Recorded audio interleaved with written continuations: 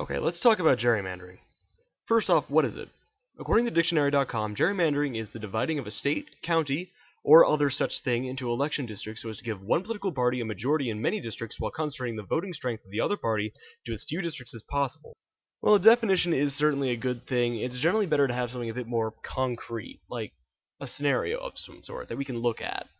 Well, to begin with, let's say we have a newly formed democracy. It being as such, the citizens need to be represented. To do so, the states of this country are divided up into districts based off of population. Each of these districts is of roughly equal population, and each elects an individual to represent them in a council of some shape or form. Also, for the sake of this example, let's say there are two political parties, the Blues and Reds.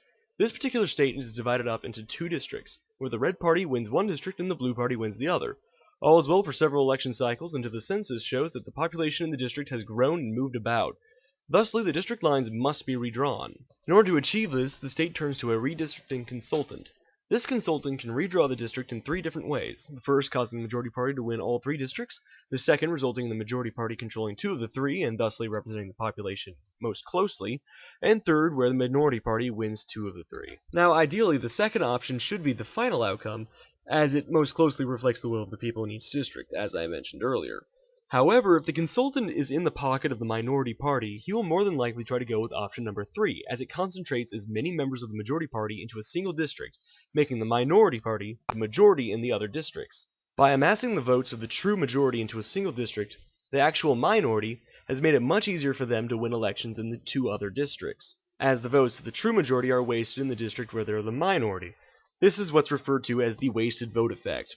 Now, it is these wasted votes that make up the true issue with gerrymandering, as it makes it very difficult for members of the fake minority party to have someone elected to their representative body who can actually represent them. However, unfortunately, at the moment there is currently no real solution to the problem of gerrymandering. The few that have actually been proposed are kind of weird and aren't all that great, usually involving mathematics to proportionately divide the entire population of the state, or to use gerrymandering fairly, which really is kind of confusing. I suppose all that can really be done is kind of look to the future and hope that our descendants will be smart enough to actually solve this problem, but my hopes are not high. Okay, thanks for listening. I hope this helped you. I kind of doubt it did, but I can dream anyway. So, thanks.